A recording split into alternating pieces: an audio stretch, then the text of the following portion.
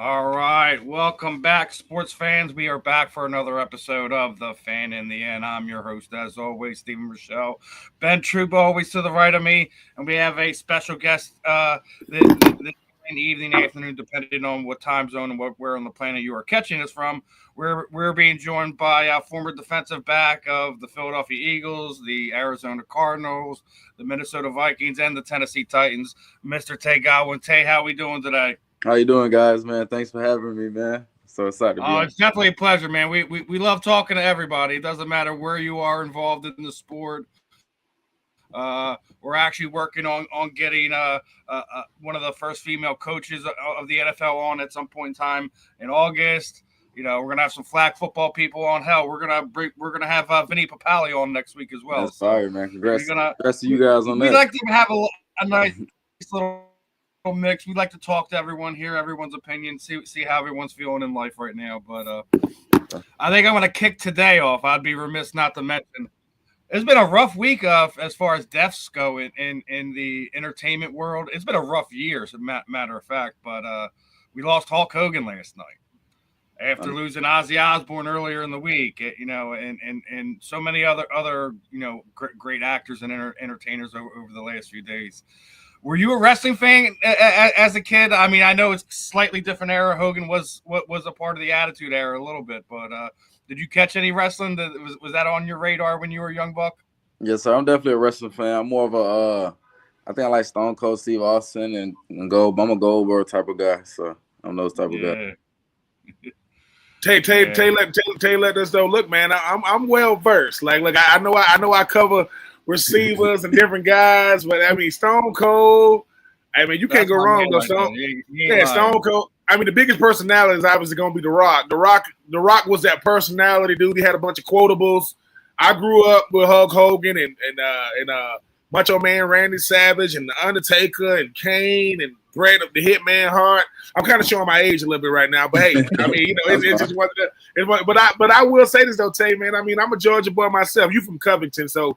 But, you know, Covington, I think that's right down off of I-20. You know, I think that's right down coming down I-20. You got Covington off to the right. You went from Covington, Georgia, to Miami, Ohio, to Kansas. Then you ended up in Orlando. What was it like for a Georgia boy going from Georgia to Ohio? Because when people think Ohio, like, I'm going to Miami. No, not Florida. You go to Miami, not Florida. You go to Ohio. What was that? What was that like? So that journey to Miami, Ohio. I think coming out of high school, that was my first offer. Like even before I put on football pads or anything, like they believed in me and gave me an offer. So me just sticking with them and just being like loyal to them was for that reason. And when I went to Miami, Ohio, it's a whole different world up there than people know. It's like a real college town, and like I didn't know that they love hockey more than football. So that kind of like was throwing my football experience off, but.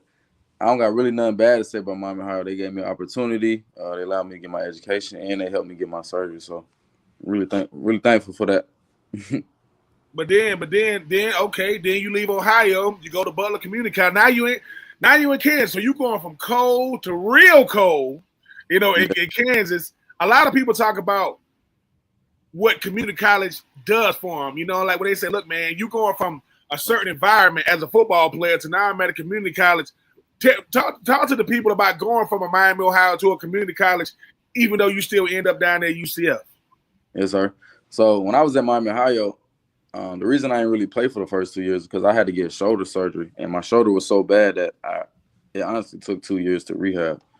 But I tried to practice the best I could. So leaving Miami, Ohio, you know, leaving any D1 is like the uncertainty that comes with it, you know, going to JUCO because like they say it's your last chance. So transitioning is like uncertainty, but you know that's when I have to lean on. That's when I have to lean on my faith for real, and that's where God is involved. So making that transition was hard until until I really started putting my trust in God, then it got way easier for me. So, and in Kansas, man, it's like I was in El Dorado, Kansas, so it's like nobody's there.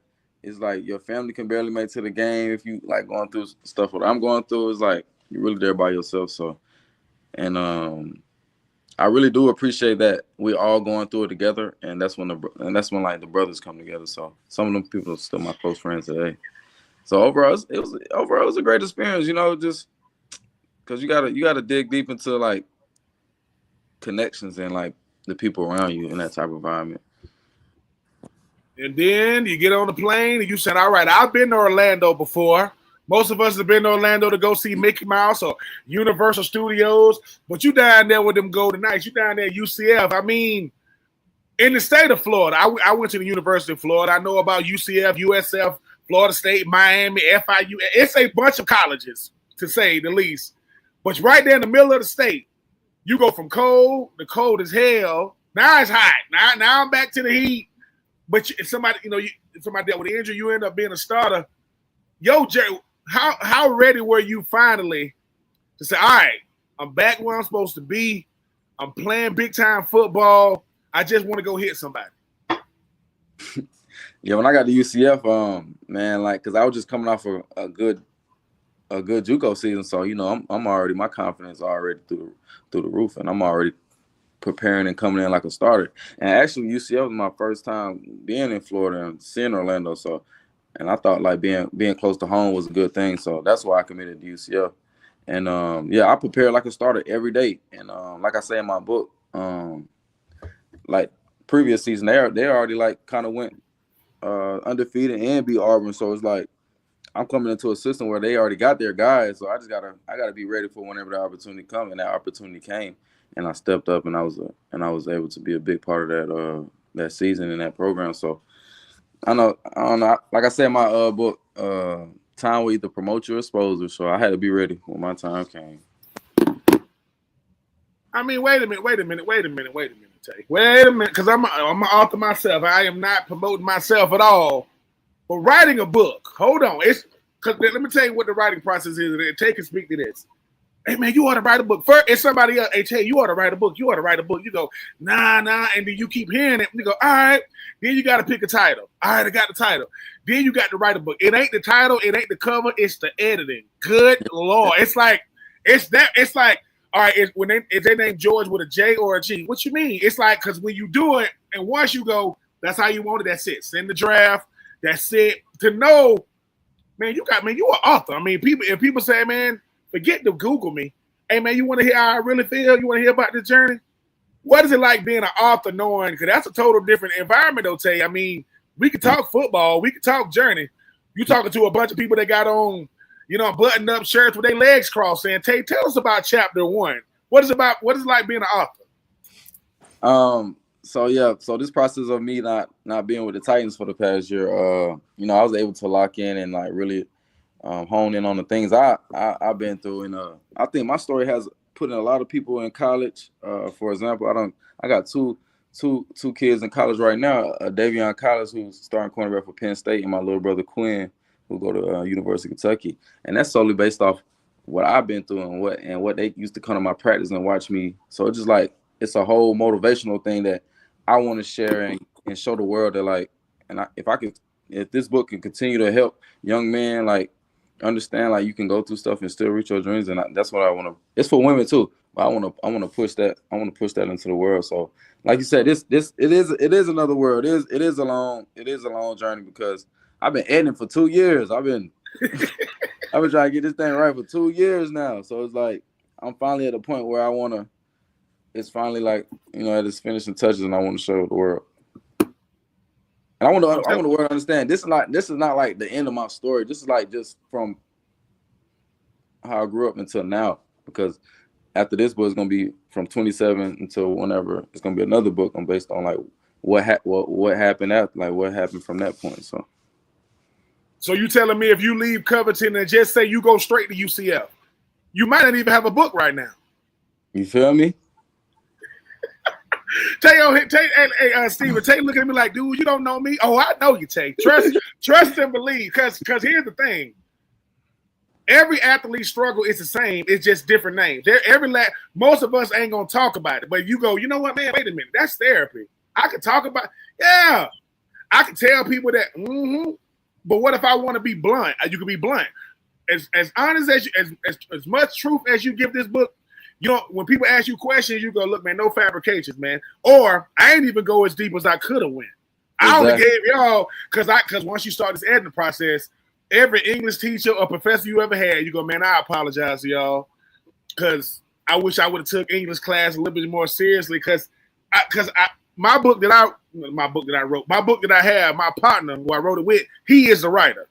Right. And the reason why, so you like me, Tay, I said, I'm going to get me a ghostwriter. I saw how much a ghostwriter costs. Not getting one of those. I'm not getting one of those. I'm not going to have somebody write my book. I got to pay you, and I still got to edit it. But because you've gone through it, your next book is going to be so much easier because now you know what you want to say. Now, you know what I'm saying? The hardest thing is, how do I start chapter 1? You know, how do I do it? But I think what's impressive about you is, like you said, oh man, my journey is far from over. I mean, this ain't the end. This is just now you talk about your brother, you talk about your other partners in school. How much of what you've gone through helped your brother and your other partner go to school to say, look, man, no excuses. Like I know you at Penn State, Nittany Lions. I know you up there in Kentucky. How much did your book help your brother and your other partner know, look, man, you can't let what go on with you keep you from moving forward? Yeah, I think, just seeing me like, just being the kid that like is not gonna let somebody tell me no. Like just being the kid that come to every early morning workout and getting his grade right, and that is actually happening for me. And these young men who I named, is many more young men, but these young men that I named, they're actually growing up. They're like growing up and watching me like with their eyes and seeing like the blueprint of how you can get scholarships, how you can go to the NFL, and that inspired them to the point where, you know what, I want to stop the things I'm doing and I want to be good at football. Now they call me their big brother, so a lot of people call me their big brother, so like. Oh yeah. Right now, Go, keep going. Go ahead.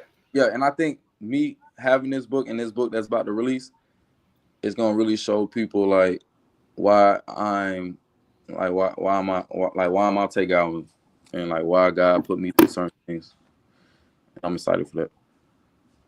I mean, most of us start our second career once the first career end. I mean, obviously you still in it.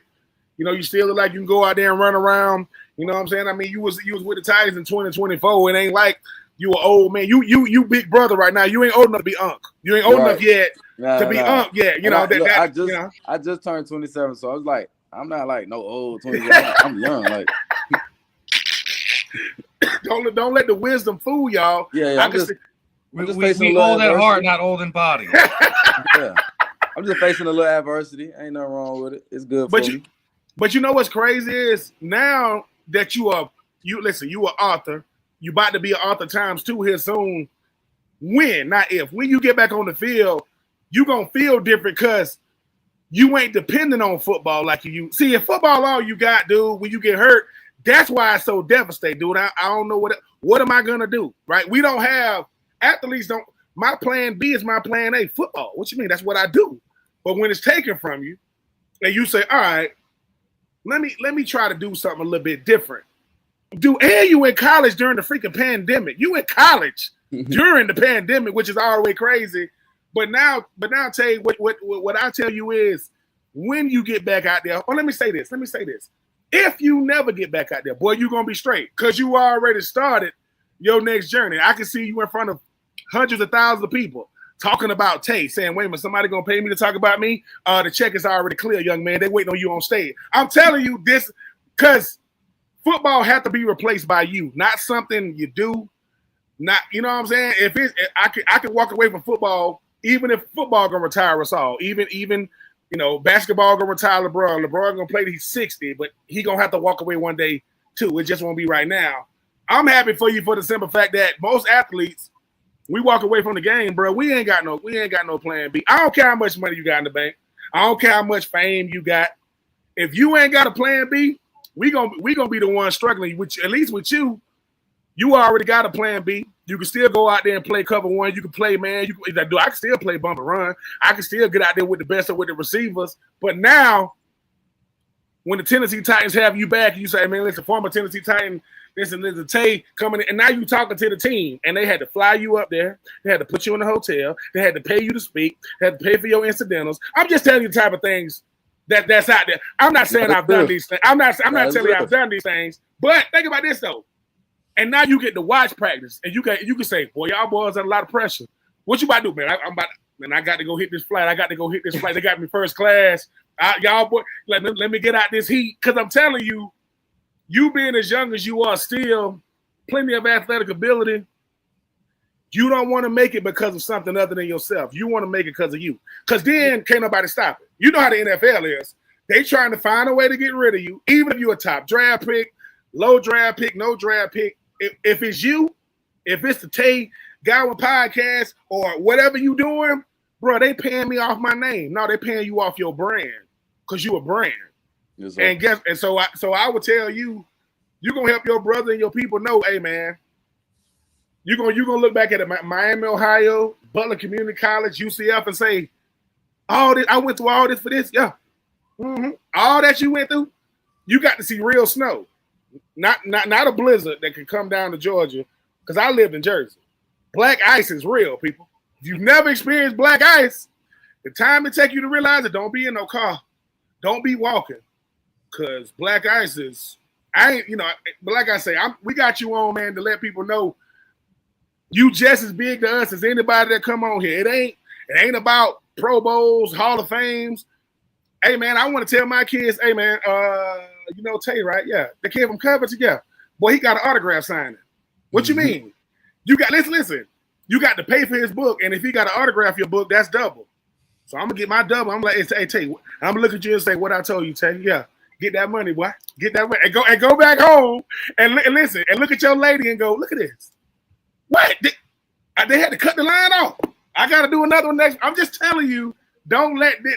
And you still made it, though. Think about it. You still made it to the league. You still got drafted. Well, most guys don't, but you know. So, yeah, man, don't. I'm over here excited. My fault. I'm over here excited. I came out. But no, man, I mean, I'm just happy for you, man, because we don't got enough guys like you who, people think, oh, Tay, man, what you went through. It don't matter what I went through. It's what I'm doing, bro. You want to know what I went through? Read about it. Go buy my book. And yeah, I remember when Steven said we're gonna have you on, man. It's something about them Georgia boys, man. Me being from Georgia, I always look where I came from. I said, Covington, off of I-20, a little bit past Lafayette, you down there in between. All right, I got, country boys right down for. But no, man, I gotta ask you though. If you play for Philly, Steven is a Philadelphia Eagles fan. What is it like playing up there, man? Because I'm a Falcons fan. I played for the Titans, the Bucks, and the Raiders, but I want to know about a real football team. So please tell me what it was like to play for Philadelphia. Well, you got to remember he was up there in 21, so he's familiar with a lot of the guys that are still there right now. Yeah, for sure, man. I got nothing. Hey, look, I got nothing but great things to say about Philadelphia itself, the Philadelphia Eagles, man. I had an amazing time. Like, I feel like some of my best football has been on that Philadelphia field because I don't know, it's something about like the fans. It's just something about the fans and like just the atmosphere and just like the energy, like they just want to win so bad, and they're not taking like no for an answer, and I just love it because that's how I want to play, and that's what type of team I always want to be a part of. Even like meeting the guys like Jalen Hurts, like I'm in a sauna with Jalen Hurts. We talking about God. I'm talking to Jason Kelsey. I'm like, yo, like I'm a big time trade at the moment, and like Slade taking me under his wing. It's just like the brotherly love. I felt it like soon as I got there, and I'm like passionate about it because like everybody in that facility, everybody in that organization was great to me. Man, it's amazing. Like you go whoever, all the young kids watching this or whoever y'all see this, y'all go to the Eagles, man. Be thankful, man. Take full advantage. Like you don't want to leave. It's a great program. So it's one thing me and Ben talk about a lot. Like when you see a lot of the teams that say they're the top teams, they have a great program. There's just a different culture in the way things done in Philadelphia, I think, is what makes things so much different. It doesn't matter if we're talking football or any of the other four major sports. There's just there's a different type of culture when it comes to being a professional athlete in Philadelphia. Yeah, we boo. Yeah, we hold people accountable, but we fight for our own more than any other fan base does. We travel beyond one of the best teams in regards to we're talking again football, baseball, basketball, whatever. No fan base travels like a Philadelphia fan base does. I agree. So, everything you said. Now, one of the things I want to ask you, obviously, you were just talking about Jalen, right? What do you think about this whole nonsense that's going on with him and Cam Newton right now? Obviously, Cam had a take. Okay, I gotta be completely honest, and I gotta be true with myself. Cam Newton used to pick me up on. I ain't say not used to pick me up. I played for Cam Newton's 707 All-Star team, and that's like my big brother. I got nothing but respect for Cam Newton, and I really don't got no comments between the QB battle. I never played that position, and I think they're both dope. I got to play with Jalen Hurts. I never got to play with Cam, but I got to play with Jalen Hurts. I know what type of character he is, and I know why good things are going on in his life. Like I said, all he do is talk about God. He's a good husband, so there's no reason to even say anything negative. So. And I don't think there should be anything. I think what's the crazy part. I think they're both. Cam had a take. The question. I think they're both great. Yeah, I agree. I think that when we're seeing this stuff kind of play out, like people are taking like personal shots at like, oh, Cam didn't do this. Cam Newton, you had to prepare for Cam Newton. He was a special quarterback. No one could. And I think what we're seeing right now is just kind of guys reacting to things, and like I said, Cam had a take. I don't think it was a great take on him, especially because. What was it in February? He was singing all these praises for Jalen. How he, I've been hard on him. I'm happy for him. This, that, and the third. And then obviously everyone's upset with Cam Newton right now. And then everyone's taking some of that be like ego and stuff like that. It don't really be like you don't really be like trying to like put nobody down. I guess it's all competition at the end of the day, because everybody want to be viewed as like the top guy in their position. So. But it's also because a lot of times it's not what it's saying, it's who's saying. Cam Newton, I mean, it doesn't get more influential to him. You talk about meeting Cam when you was, what I'm saying, when you was a young, you coming up. You talk about playing with Jalen. Cam Newton, to me, has a Michael Vick type impact on football. Sure. You know what I'm saying? Like that, because I mean. It's hard to say we've never seen something like. You ain't never. When Michael Vick came in the league, dude, you ain't never seen nothing like that. Then Cam Newton come in the league, you like, what in the world or who in the world is that? So what happens is now with Cam having a platform, being who he is, Cam knows that what he say gonna hold a lot more weight because of what he did. Like, dude, you Cam Newton. Like, it's not, right. No, you know what I'm saying? Auburn, Florida, first overall pick, all that. So when Cam say they come at the messenger, well, dude, you not just any messenger now. Yeah, think about this. Not saying, so I think that's what it is. Is it's like you got a chance to interact with Cam, but you sitting in a sauna with Jalen and you realizing, dude, this dude different. Like I know the type of player he is, but he's super duper calm. We talk about him being a good husband. He don't even. It seems like Jalen only see you. You only see him when he wants you to see him. Like, dude, you don't even see me unless I'm not outside. And so what happens is we live in a social media driven, content creation driven, sensationalized media world. So when Cam goes, Jalen Hurts not a top 10 quarterback. Wait. What? Because of who's saying it? Yeah, that's Cam Newton's opinion. He can say whatever he wants. But it is hard for me to not put a Super Bowl winner, Super Bowl MVP, not in the top 10. And I get it. He got a great team around.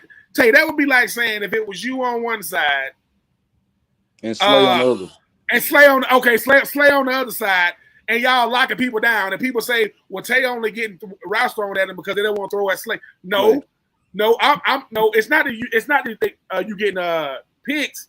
I'm taking advantage of the fact. I know Darius Slay, Brunswick, Georgia, another country boy, right down to I-95. That's a great way to put it because he could be on this great team, and Jalen Hurts could not be taking advantage of his opportunity. He could not be showing up the means. He could be going lazy about it, and it don't matter because it don't matter how good the team is if Jalen Hurts don't prepare like he should be, and he always will. So he can't. Yeah. So it's like they're gonna blame you for being. They're gonna blame Tay for taking advantage of his opportunity. Hey man, Tay.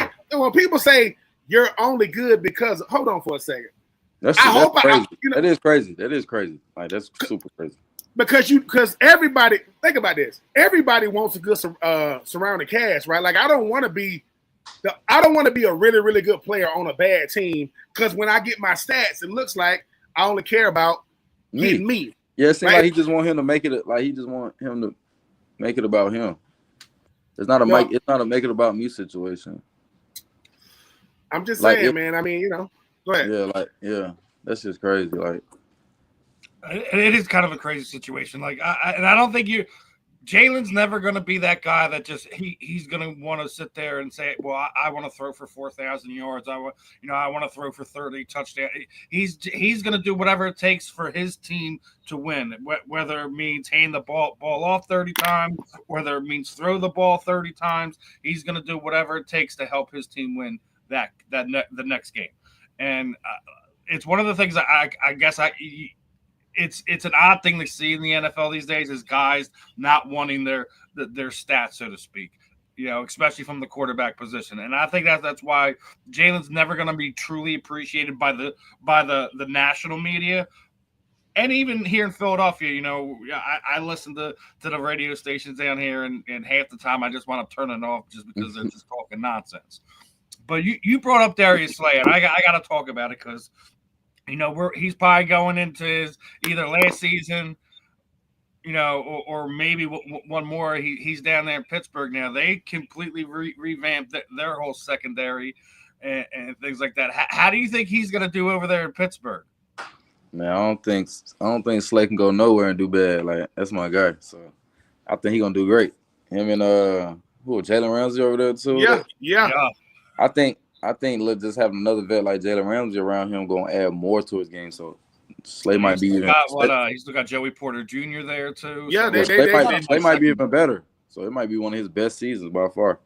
And especially if he's about to retire. I would love to leave out on a high note. What was it like playing with him? What was it like? Because Darius Slay to me. Yeah, I'm biased when I think about Darius. I used to live in Brunswick, man. I know him. I mean, and Darius just make the cornerback position look easy because he make it like easy. Like I be watching him like, yo, bro, you're not even like trying. Like you already know everything. Like it's crazy. But you know where that come from. Most guys don't get drafted and they go Megatron, they go Calvin Johnson, and you got to see him in practice every day. But exactly. let me tell you what he really does. Let me tell you. Which this is a cornerback hack. Once I know you can't outrun me, I'm taking a lot of your routes. Dude, if you cannot beat me over the top, you can only beat me running a dig, Now they're gonna try you. What Darius does, Darius says, look, man, just from alignment, you can only run certain stuff. If you in tight, okay, I know you're trying to do an out-breaking route. If you out wide, you might be trying to run a slant. What Darius does too, though, he says, look,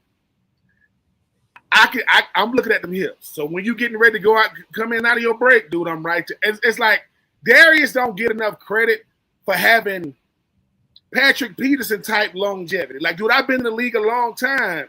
People thought I was only good because I was in Detroit. I come over to Philly, I'm still getting it done. People thought now I'm over in Pittsburgh. But Darius don't talk trash. He's a country boy. He's real, yes, sir, no, sir. But on that field, that boy do you bad, man. He'll do because the cornerback position don't get enough love for this. You know how hard it is to cover the best athlete on the field. Y'all out there ain't nobody out there. Y'all don't even huddle up. What I need to huddle with the defense for? I got the number one guy or the number two guy. Tay, you have to do it. What goes into the mind of a cornerback? Listen. When you come out the huddle and you look at him, be like, it's all right. It's like, hey, bro, it's you and me out here outside these numbers. What is that like being able to take away arguably the best athlete? Might not be the best player, but you definitely dealing with one of the best athletes, if not the best athlete on the field, taking away a person number 1 and number 2 receiver?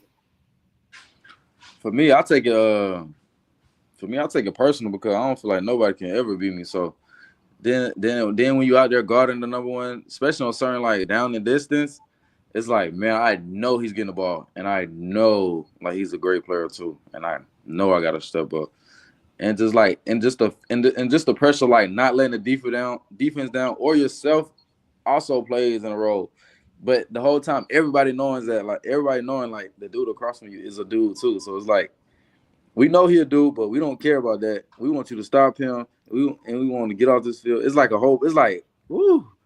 It's like, man. It's like, it's crazy. It's crazy. But you just said something though. Okay, you know he getting the ball. You know he getting, all right. It's third and 6, and Philadelphia is playing Dallas. Y'all up by 4 points. They driving. It's you and I don't know. Pick one. CeeDee Lamb. They just got George Pickens, and they say Tay. I like when the cornerback go. I got Lock. Y'all, hey, Lock. I got him. What you mean? Listen. Y'all handle that. I got this dude. What is it like to know that a defensive coordinator would give you that he's giving you the freedom to say Lock? Like if he comes in motion, I got him. Because y'all, as a cornerback, you spend your whole life going backwards, coming forward. Y'all got to have. Y'all should be dancers in the offseason, man. You need sweet feet. You got to have sweet feet. What is it like? What is it like shutting down a dude that you know getting the ball? What y'all do this now? Y'all got the whole strapping him or whatever y'all doing. What is that like for you though? When you know the ball is coming your way, and they go, "Yo, Tay, I got him." Y'all like, "Hey, bro, I got him." What is that like shutting the guy down? Because y'all battling to play in and play out. I think for me, it's more important to me because I go by the name Gowan Allen, and I ain't named myself that. I feel like I got earned that. So even like having that going around the league or people knowing that my name's Gowan Allen, I never want to get caught on. So that's how I want to approach it. Like I don't want to. I ain't gonna play around with you. I'm gonna study you all week. I ain't gonna play around with you.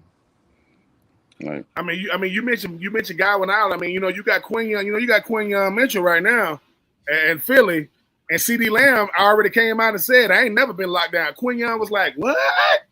You ain't never been locked down?" Like, I want to get CeeDee Lamb against that game when they didn't play the starters and they let us rock out a little bit. Yeah, I want to get CeeDee Lamb a little bit. We was going back and forth a little bit. You're a good dude, though. I mean, obviously you got to play with Darius Slay. You got to play with the Titans. You got to play with Mitchell, the Vikings. I like Mitchell game though for sure. Like he's definitely a dude for sure. Definitely a dude. Who you liking now though? I mean, so many cornerbacks in the league. I mean, you got that demon out there in Denver. I mean, I don't know what that boy's so patient out there. Defensive Player of the Year, Patrick Surtain II. Yeah, that's my favorite corner. My favorite corner, him and Patrick Surtain and Marco Wilson. Whoa. You ain't gonna just throw Marco Wilson, the former Florida Gate, out there like that. You ain't gonna just don't do that. Don't do that. Listen, Stephen, for those you don't know, Marco Wilson is known for we playing LSU. He took his shoe off and he threw it. He took another player's shoe and threw it. It was like third down. It was just, I'm gonna clear that up. It was just passion. It was just passion for the game and the love of the game. I love Marco. Marco know I love him, man. Him and his brother Quincy. But what do you like about Marco Wilson's game that people who might not be that familiar with Marco, because he play out there, he playing out there with them Arizona boys? I love Marco's footwork, man. I think him having a dad that is a DB specialist coach has made his footwork and his ability to break on ball like top tier. So shout out to all the dads and their kids' life. I want to make them better. So you're looking at the nepotism that's going on in football right now. It's crazy, man. Seeing how many former athletes' kids are either professional players or college players right now. It's good to have dads that were involved in the sport right about now. No, for sure. I ain't gonna lie, I gotta be real. I used to be mad like my dad and I involved, and I seen all these NFL players I feel like they had an upper advantage on me, but my story is my story. But that's why I shouted out the dads, because that's important, man. And I'm a father myself, so I want to take that. I want to take that serious. So That's why I'm always like my son's like always is that's his thing. He's like, I want to be in the NFL. I'm like, you got to work for it, dude. I don't see the effort. You say you want to do it, but you ain't showing me. So it's like I always tell him that, one, have a backup plan, but two, put the work in. If you don't put the work in, I'm not gonna sit there and wake you up at 5 a.m, tell you to go run, tell you to do your exercises, do what you got to do. But hey, and maybe my book can help him. There it is. There it is. Listen, we hope that this was unstoppable, right? How to overcome any obstacle and achieve success. It is our goal. I want Tay. Listen, let's help Tay sell 1 million copies. What they got to reprint them. People say, Ben, why you want to sell 1 million? I said, well, that's the bare minimum. I don't know what it takes to be a New York Times bestseller. We from Georgia, man. We don't know what it's like being New York Times bestsellers. We'll take it. I'll take it for sure. But at the end of the day, though, Tay, here's the thing, though. Here's what's crazy. You know how many players grow up, like Steven just said, man, I want to go to the league. And they have a clear path, though. They go high school, college, pro. They don't do what you did. When you finally step out there with the Cardinals, man, man, I'm out here. Like in 2021, they ain't even called to play yet. You got your jersey on, you come to the stadium. When you finally say, dude, I did it. Because I don't get caught up in what a player becomes. I appreciate that the dream came true. Because, you done had a lot of teammates now. You done played with a lot of players, a lot of coaches, but none of them know what it's like to know what everything you went through, man. You still made it. You got to look back and say, dude, this is crazy. Because I could have easily given up Miami of Ohio. Okay. Then I got to deal with my show. Okay, Butler Community College, I appreciate y'all showing me that I still got it. Now I'm down here with Mickey Mouse, right? In freaking Orlando. And you got drafted, though. It's one thing. No, you got drafted. 2021, 6th round pick. When your phone rang, did you go, hello? Like, are y'all serious? Like, what was that moment like to know? Because let me tell you something. Everybody think they're going first round. To get drafted is about one of the hardest things to do in professional sports. When you think about how many players are coming out, what was that moment like in 2021, man? Get drafted. It's like the culmination of everything finally come. Everything you went through, it was worth it. Yeah, it was so unreal because a lot of people. I want people to understand. Like, I had a crazy 2019 season. Then I sat out because my daughter was in 2020. I sat out because my daughter was born prematurely 2 pounds, and she had to spend 2 to 3 months in the incubator. So like football wasn't even on my mind. Like sometimes it's just like I want people to understand. Like I put my dreams aside for my child, and like I was in a position to go first, second round, and all I had to do was play a couple games that year, but. You know what? I lean on faith, and I want to be there for my child more importantly. And like you said, receiving that call, just sitting out a season, not playing football, going through a 2019, having a child, going through all the things I've been through just to get to the NFL, man. I couldn't even talk when I got the call. I was honestly just crying. Like I was so overwhelmed.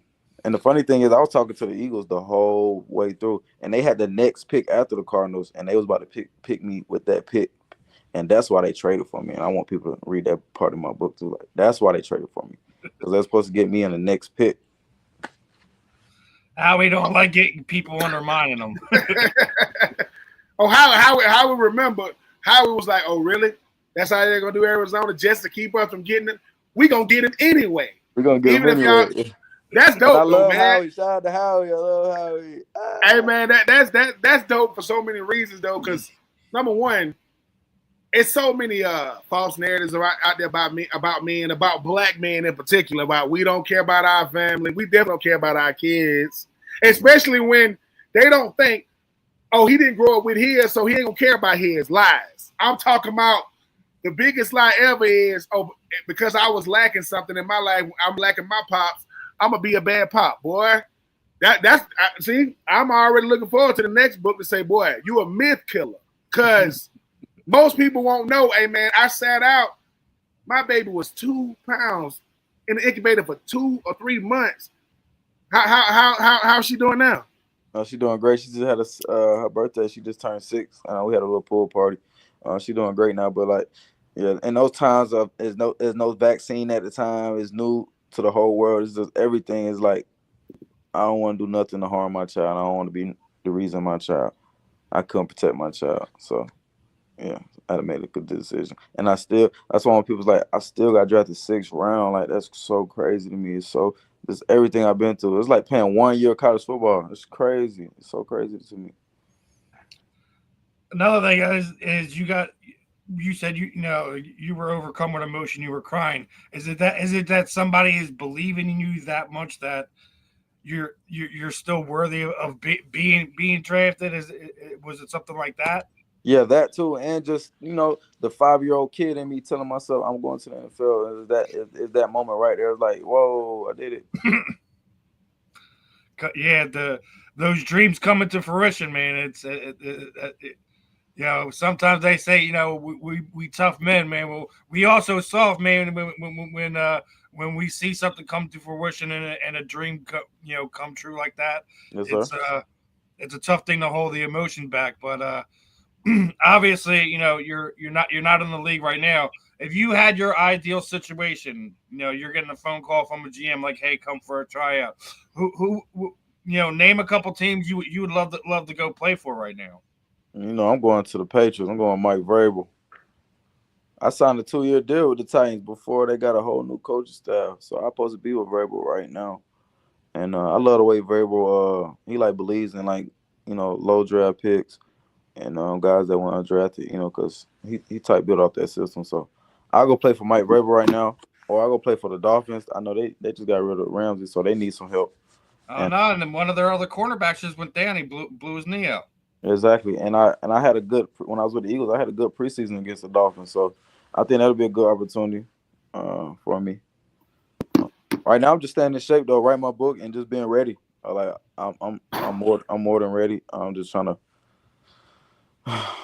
figure it out, man. Yeah, exactly. You figure it out. And here's the thing, like I said, man. I mean, all in all, though, I'm thankful and I'm just grateful for I can't be mad at anything, so I'm just going to ahead and throw that out there. Like, I'm not upset at all, but I know something's going to happen for me because I've just been staying ready and positive, yeah. So. Tay gonna end up in somebody's front office. I can see it right now. He's gonna be a player personnel. No, because I can see these things, right? Tay gonna be like, "Hey man, I'm with the Patriots, but I'm a part of the staff." What you mean? I'm still making good money. I can still be impactful to because it's a reason why they put former players on the staff. I'm talking about the front office, because once a player, always a player. You over there with the DBs going, "Hey, bro, no. Stay patient, man. Don't let him."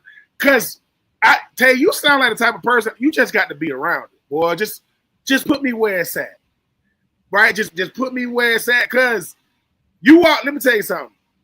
You already done it. See, most of the time, being former athletes, man, they say, "Man, what you got to prove? Nothing. You already done it." You're gonna have players coming to you saying, "Hey, Coach Tay," because if you're on the staff, whether you in the meeting room or upstairs, they're gonna call you Coach, no matter what. They're gonna say, "Yo, Coach, man, I'm thinking about writing a book." And then they're gonna say, "Hey man, you think you could put on like a rookie symposium for these youngers or even the veterans to let them know, hey man, we was thinking about writing books. We saw you on the Fan in the End podcast. How'd you get on there?" I'm telling you, people watching you, G. Why wouldn't they? You know what I'm saying? Why wouldn't they? Your daughter gonna get so sick of hearing about you growing up. You your daddy named Tay. Because I think what happens is that's what we're supposed to do. When it's like what's gonna really mess you up is you think you know what they're gonna say, but you don't. Like if she running to Darius Slay, you think you know what Darius gonna say about you. You're gonna say, "What? Man, one of the best players I ever played with." It's that part, because I used to think, what type of teammate am I? I'm half the teammate I thought I was. I'm the other half of what they say I was. Because I didn't play with me, other people did. That's like asking my wife. In my mind, I think I'm great to be married to, but you got to ask her, depending on the day. She might say shit. But what I'm saying is, dude, you gaining so much experience away from football to where Most people, all they got is football. Most people, all they got is basketball or track. And people go, well, dude, what you going to do with your brand? Keep building it. Keep building your brand. That way, you know, nowadays, podcasts and content creation, this is the new wave for media.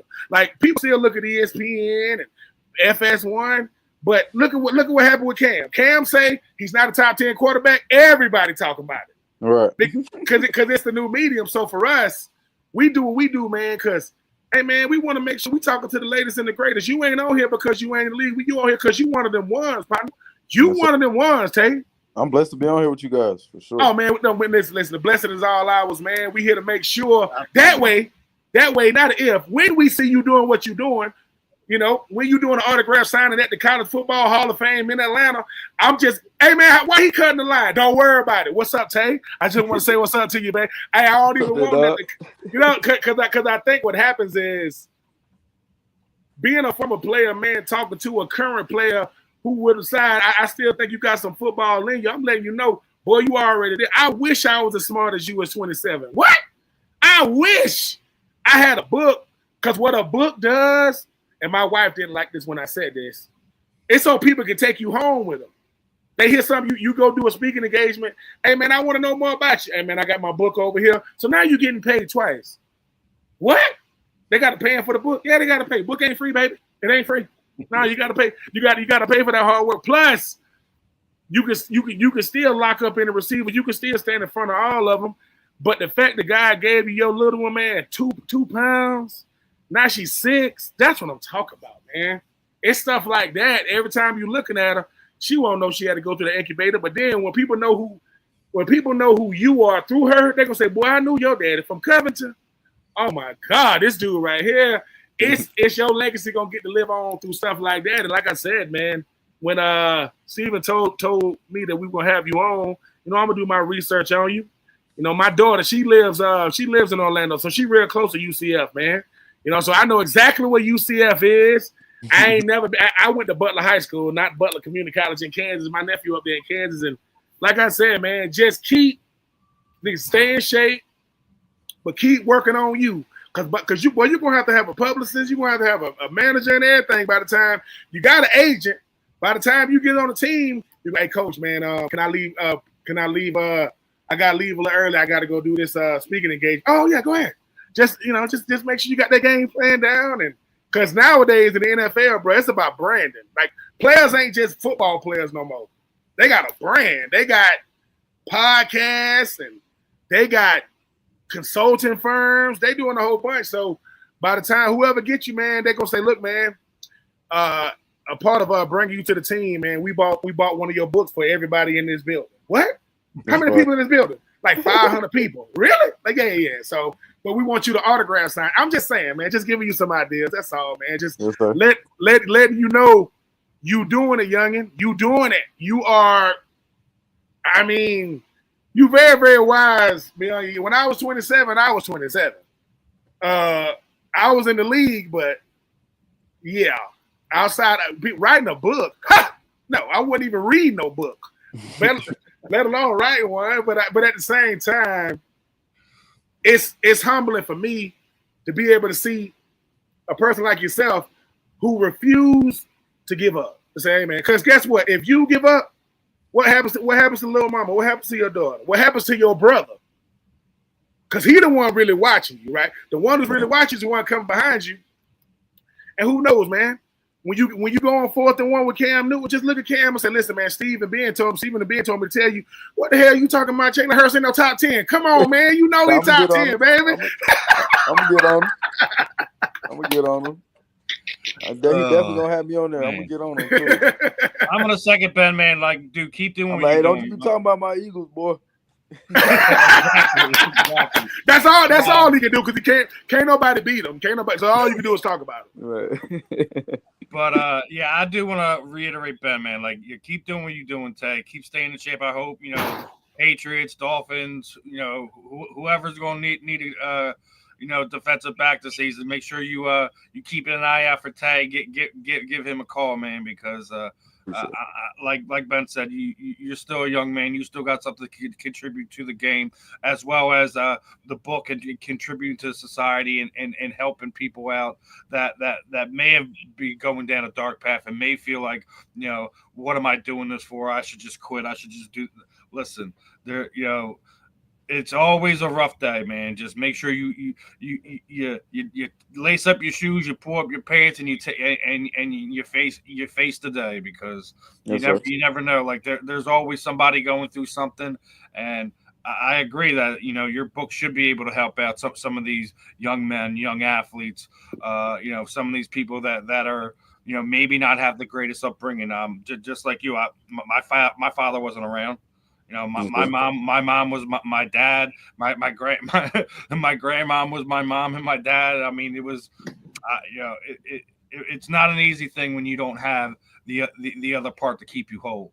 And say men that grow up with father, don't seem to be as successful as those homes that have the mom dad dynamic. So you're already beating the statistics, my friend. Facts. I mean, and you think it's coincidental that you called your book what you called it? It ain't coincidental. That's why it took so long. And this how see, when you from the country, you got to call your book something that's for everybody. That's it. I want to have a title that's for everybody. You see this right here? That's mine right there. See that? I gotta go get it. Where can I go get it? I gotta go. Just send me your address and it's yours. Just send it to me. I'll get your address. I wish you would. No, your money is no good over here, sir. No, sir, not over here. Give it to. I'm just telling you, Tay, you are a breath of fresh air, man, because you represent the best among us. Because the world wanted to beat you down, boy. They said, man, remember that dude Tay, man? He's still going. Because it's bigger than what we do. It's who can see us. People from Covington. People up there in Miami, Ohio, people everywhere you been, somebody's saying, I'm rooting for that dude. I'm rooting for that dude because I know who he really is. See how Darius Slay, Jalen Hurts, they let you know them. They know that you know they can play. Hey, bro, let me show you how I am. They cool people who just can lock people up and run people over. That's what I think you doing. Hey, bro, I know I'm an athlete, but I'm a man. I'm a father. That's the part that our dads didn't tell us was, dude, instead of talking about what you want to do, talk about what you want to become. What you want to become: a great father, a great husband, a great son, a great mentor, a great brother, a great uncle. Everything else, man, is a bonus. That little girl you got, she'll never know you never had yours. She'll say, my daddy didn't have his. I don't believe that. Because of how you and think about that. She'll say, wait a minute, you mean to tell me I can grow up without and I still got something to give mine? Hell yeah. Just got to give it to him. Keep giving it to him. And let her be your motivation. Because guess what? As long as you showing up for birthdays and loving on that youngin', she don't care about locking up receivers. She don't even know what a receiver is. She just know my daddy is the man. He the one. My daddy is him. So, hey, man, we rooting for you over here. I think you'll look good in Atlanta Falcons jersey. That's just me. I'm already in Georgia right now. You know what I'm saying? I think you'll look good. You just jump on I-20 head up. The flowery branch. I might go to the facility right now, knock on the door. Hey, man. Hey, Zach. Hey, Arthur Blank. Listen, man. AJ Terrell, the company. You can never have enough cornerbacks, baby. You can never have enough of them. I think you look good in that black and red, man. I'm just saying. You and Kyle Pitts just going. They got him playing receiver now. I don't know why they're doing that, but they do. That's another conversation for another day. But nah, man. Listen, for me and Steven, the fan in the end.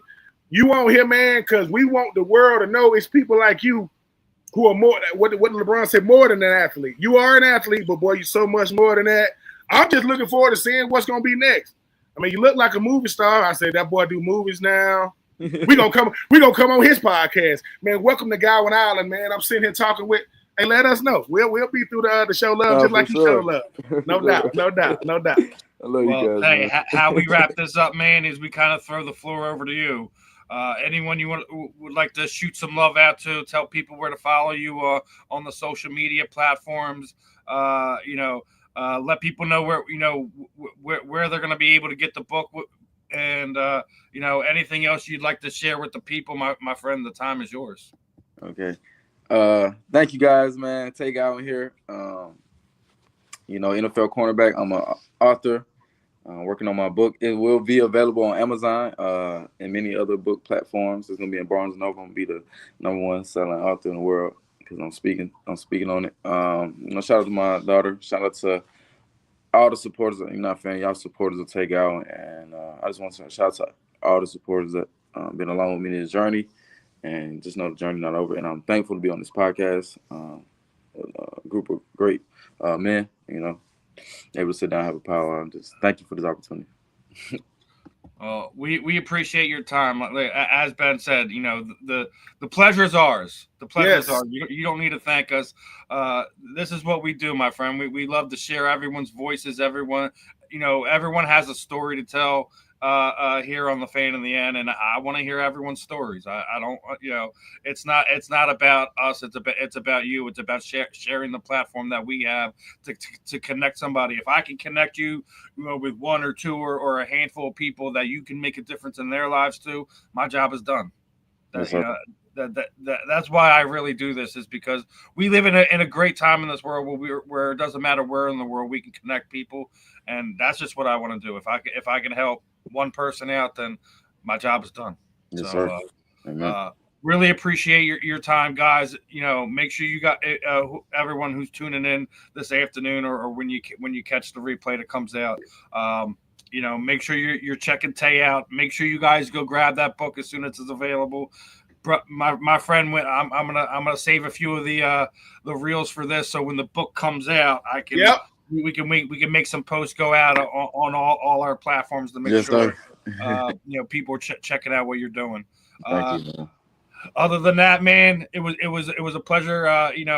Picking your brain a little bit there. Stay in touch with us. We'll definitely love to have you on here sometime again in the future. And enjoy your afternoon, my friend. Have a good one. Thank you. Y'all too. Love you guys.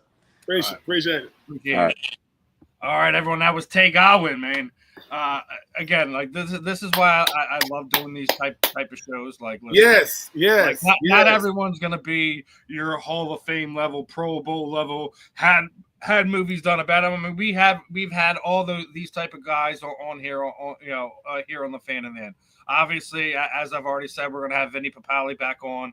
We've had guys like Irvin Fryer. We've had guys like Chris T. Jones. Marcus Pollard. Dante. Dwayne Starks. We've had so many different guys on here from so many different levels, and they all have their own stories. And these interviews like this is why this is why I enjoy doing this stuff, because you never know, like hearing his story, like not having his father, his mother, going through her struggles trying to be a single mom, making sure Tay had everything that he needed. We failing, stumbling, picking themselves back up. Tay overcoming the odds to even make it to the NFL. Having his daughter, basically, cut short his college career. COVID happened and everything, and he was still drafted after all that. And even more so, as he was telling us, Howie Roseman wanted him. Howie don't play. And then not even 2 months later, Howie goes and trades for him. So it's one of those things, man. Like I said, I love talking to people like Tay. There is no interview too big, too small here on the Fan in the End and the Florida Sports Tribune Media Network. It's always going to be fun here. We're always going to be doing interesting interviews. We're always going to have fun content, joke, laugh, cry, whatever. But another fun one in the book. Glad we were able to carve it out. Obviously we were supposed to be on yesterday. Life happens. Communication lines get crossed. We still got Tay on here. So guys, make sure you guys are locking in. Next week's going to be fun. I am trying to add another Eagles content creator to the back half of next week's interview with Vinny Papali. I'm going to be talking with BKFC featherweight champion Jessica the Black Widow Borga Sunday night at 8. You got BKFC fights here in Philadelphia this weekend. There's always going to be plenty of stuff to talk about. And again, reiterate it again. We definitely lost another icon this week in Hulk Hogan. For people who are living under a rock, had a cardiac episode that resulted into him moving on up, man. And it's as I said, I knew Tay was from a different era, and I'm definitely with him. Stone Cold Steve Austin was my guy in that era. Loved the Rock and all that. He was a funny dude, and he had some twerps to him, but it was all possible because of Hulk Hogan. And for people who didn't pay attention that much attention, Hogan had some definitely qualities you wish he didn't have, but a lot of the outpouring of love that you've seen from people from all backgrounds yesterday for Hulk was something to behold. Ric Flair basically on TMZ, bawling his eyes out. Everyone had them two as enemies through most of wrestling, but they were brothers, and he was a brother to a lot of people. That was one of his favorite lines, brother. That was. He was the three most. I think even more so is now. Like, tell me if you hear that his walkout song, "I Am a Real American," you're not going to think of Hulk Hogan. I mean, Hulk Hogan. If you weren't a fan of Hulk Hogan, you weren't a fan of wrestling. I'm gonna just say that he was larger than life. So many other trails, like we wouldn't have wrestlers in movies if it wasn't for Hulk. Yeah, I mean, he Thunder Lips and I went Rocky 3. You know what I'm saying? I will say this. Oh my God, the three biggest pioneers in wrestling was Vince McMahon because he had it. Ric Flair, as you mentioned, and Hulk Hogan. And Hulk Hogan. I'm gonna go one more. Andre the Giant. Andre the Giant. Yeah, Andre the Giant. Yeah, he was. Andre let himself let Hogan go over because he was physically, his body was rejecting what the life had given him. If Andre didn't let Hulk go over, there are so many other superstars that wouldn't be able to run and do the things they're doing. There would be no Batistas of the world, no John Cenas, no The Rocks, any of that. That stuff wouldn't have happened because Hulk Hogan would have never happened. Yeah. Love him, hate him, loathe him. He left an imprint on everyone. He's forever. Hulk Hogan is like the Michael Jordan of the sport, man. He's so. He understood his role, but he accepted it and he excelled in it. I mean, you talking about? It's so many names, man. I mean, Macho Man. You know what I'm saying? You talk about the Steiner brothers. I mean, you talk about Kane and the Undertaker. You talk about Sting. You talk about the Ultimate Warrior. I mean, none of those guys. And you love. They weren't the Hulk though. They weren't the Hulk. I mean, Hulkamania. I mean, he made a bandana and a rip-off shirt iconic. I mean, he made it. Everybody knew at a certain point, hey man, he gonna start going like this. Tell me he didn't have the funniest line in Gremlins 2 when they were taking over the movie theater. Oh yeah, when they was like, oh, you want me to come up there? Thank you. All right, folks. But and what's crazy is it's almost like think about that though. Like that's back when who you were professionally was respected throughout all genres, throughout all levels of entertainment. Like I said, man, 71 years old, he's definitely going to be missed. I get it. Nobody is a perfect person. And I think sometimes we want to judge the totality of a person on their worst moments. I don't think nobody deserves that because let me tell you something. If you had to grow up under behind the cameras, under a microscope, what would we unveil about you? But Hulk Hogan, there will never ever be another one. It's not humanly possible. And like I said, the greatest line I think he had was on Rocky 3 when he said, "Is wrestling still fake, Rocky?" And he was like slamming. Rocky was like, "What? That's supposed to be a charity event. What are you?" Number one, I'm like, I said, dude, Rocky is either real small or Hulk is real big.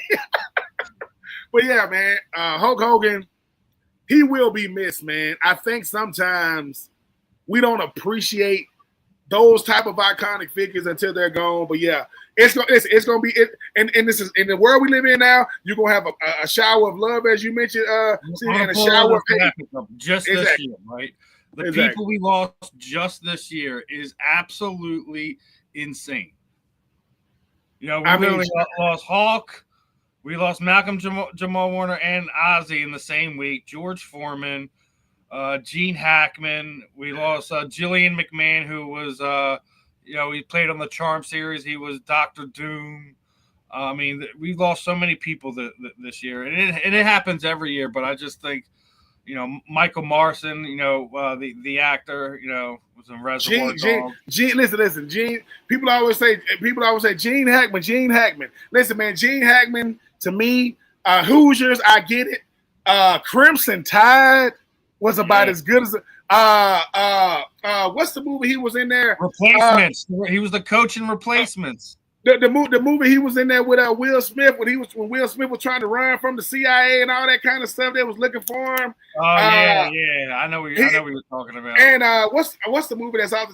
He listen, man. He played this movie called Mississippi Burning. Dude, Gene Hackman had so many iconic roles. But look, you mentioned Malcolm Jamal Warner, Ozzy Osbourne. You talk about the Hulk. We need to listen. It's saying we need to cherish each other, man, because you're somebody's hope. In your family, you're somebody's hope. You're somebody's Malcolm Jamal Warner. And Malcolm Jamal Warner's daughter, man, who was actually with him when he drowned, I think that's probably the one that hurts the most, because I say it all the time, like, life is precious. You don't know when it's your time, when you're going to be taken. But when it's a situation, what happened with Malcolm, like when you're swimming in the ocean with your daughter, and riptides is a real thing, man. Yeah, man. If you don't know how to swim properly, leave them alone. You don't know how to get out of a riptide properly. Yeah, that what happened is what's going to happen to people. Thankfully that there were some surfers in the area to at least rescue his daughter, because it could have been a much worse situation for the family. But man, it's life is precious. So hug your loved ones. Tell your mom, your uncle, your aunt, whoever that you love them, and because you never know, man. No doubt. We go through it all the time. I've been going through it a lot with my mom, and I cherish every moment I get. Every moment. Man, listen, God gonna bless you, man. I think sometimes when it comes to our parents, we can never fully tell them how much we appreciate them until we in a position to do for them, man. And hey, man, who else?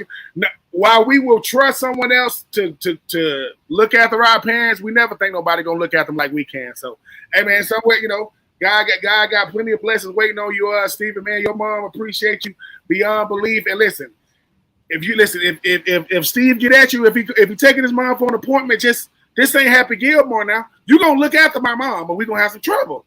I'm not playing with y'all. That's Mom Dukes right there. We don't play around with mom or dad. We don't play around with that. But a fun one in the books. Yes, sir. We'll be back next week, Wednesday, Inside the Pigskin. Also, again, for people who will catch this later on, because obviously, another early morning episode here is make sure you check in next Wednesday, as we're going to have the Invincible One himself will be back with us here on the Fan in the End, and Vinny Papali's always fun to check in, pick his brain a little bit, and so should be a fun one. Again, I'm working on another guest on the back end, another Eagles content creator who you might know this gentleman fairly well. So we'll see how next week turns out. But no matter what, plenty of topics to go through. I got a whole bunch of stuff already loaded here in the back end. Obviously, right now, killing the media chronicles right now is Cam Newton and Jalen Hurts, and it's unfortunate how other people are taking this and making about Cam versus Jalen when it should, like, he just had a take on it. It doesn't matter if you're sitting there saying, "Oh, well, Cam didn't jump on the ball." I could give a fuck. That means nothing. Listen, it's like this. That's not an argument. Yeah, that's not. It's like this. You can't take someone's take and make it personal. Look, man, you've lost the argument when you make it personal. Listen, his response, I don't really care for either. You had your take, like, to sit there and basically break down Dana Orlovsky's stance and Ryan. that's probably the only part I didn't really care for. Yeah, I didn't either. I mean, number one, Cam, we're doing more for you than anybody else because we're talking about your take. So when you go, everything I say goes viral. No, we make it go viral because the same way we're talking about it, we can stop talking about it. Then it's also because no matter how much people don't want to admit it, Jalen is supremely popular right now. He is, in my opinion, he's the face. He's stolen the face of the league from, what won Patrick Mahomes. Obviously, we're gonna have to see how this season plays out. If it's something that just happens for a season, a couple months, whatever, is really up to what happens this coming season. If Jalen's able to repeat this performance again this coming season, playing within yourself, Jalen. Don't be listening to these knuckleheads that's sitting there thinking you need to throw for 40 touchdowns and 5,000 yards and think, nah, man, play within your offense, be who you are, be exactly who you have been.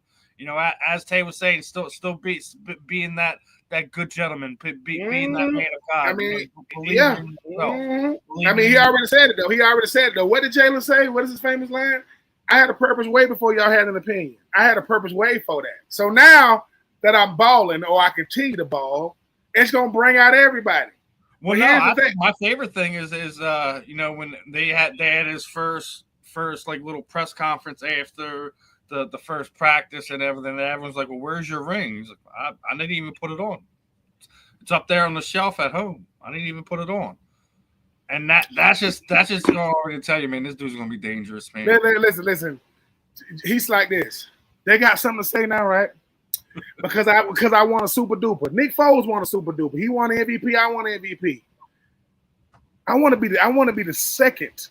I want to be the first guy to win back-to-back Super Bowls with the Eagles. Because come on, Cam. And it ain't, like I said, it ain't about Cam, it ain't about Dan Orlovsky, it ain't about RC. We all in this medium. We all in this business. And that's what we do. We come on here, we talk about it. But Jalen Hurts. All I'm saying is stop making it personal, guys. Exactly. That's it. Keep it. Don't, as Cam said, don't attack the messenger, attack the message. Indeed. And now, to the gentleman that be coming on here talking about Lane Johnson, we coming at you, sir. I'm just saying, you are not off limits. So people go, "Oh, Ben, listen, we are only." It sounds like we're attacking the messenger. No, we're attacking the message. It just sounds. When we say, "Sir, we heard what you said." Listen, it's simple as this. If someone says something and I say that was a very dumb statement, I'm not calling you dumb. I'm calling the statement dumb. I'm not making it about you. But Cam, I love you, but that was a dumb statement. That was when you got to justify that hard for your position. And Baker Mayfield, Jared Goff was taken out of context because I think what he was saying is that there are players that are trailers, and there are players that are the truck, the haulers, yeah.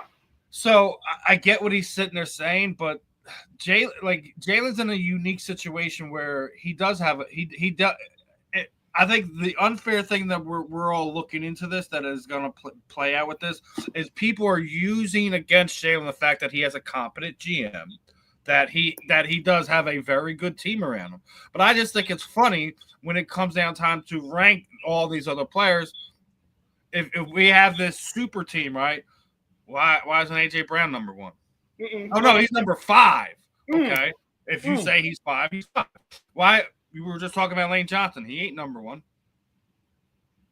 Jordan Mailata, they just did the top 100. He's 69. I think that's extremely low, but I'm not a player. I don't get a vote in this. Hold on. The whole thing about it is, though, do you think it is coincidental that Saquon Barkley, the first year with the Eagles, he's the best running back in the league? How did he get that? Taking nothing away from Saquon. That guy next to him. The guy next to him, right, is just as dangerous as he is. Oh, the offensive line. I'm like, no, it's not just the offensive line because of the type of quarterback Jalen was. If he was a straight drop back quarterback, Saquon Barkley doesn't do what he does last season. If Jalen's a straight pocket quarterback, drop back quarterback, Saquon Barkley doesn't run for 2,000 yards. because Jalen gives you that other wrinkle, because every once in a while he does run that RPO and rips the ball out of Saquon's chest and sit there and goes out the back door. So there's a wrinkle to that makes it very difficult. I'm just saying, we listen, when we try so hard. Clips, with Malice and Pusha T, they got a new song came out, and in the song, a part of he said, "We in the room, he the elephant," because you that say it's an elephant in the room. See, the thing about it is, James Cook, the guy that still ain't signed with Buffalo, he started his last 2 years. He was a Pro Bowler. He a great runner. He also right beside Josh Allen. That matters. If both guys are dual threats, if both guys are running threats. Because you don't believe me? Yeah. Think about this. You telling me if they take Saquon Barkley away, what happens? They lose. Not only do they win the Super Bowl. Who's the MVP? Jalen. And I think and remember, in that Super Bowl loss, we had someone that used to play at Penn State with Saquon. That was Miles Sanders. Miles Sanders, ran for 1,200 yards that year. And if it probably wasn't for not being used early on in that game, Jalen Hurts probably doesn't fumble that ball, and they have one less score on it. So it's one of these things. It's not like they were inept at running the ball. The following season, what happened? DeAndre Swift, he had another 1,200 yard running back. The fact of the matter is, they have a good scheme, a good team around them. It shouldn't be something to use to tear down these guys. It's something we were already talking about Wednesday. Yeah. I don't recall any of these other Hall of Fame quarterbacks that had really good teams around them being picked apart like this.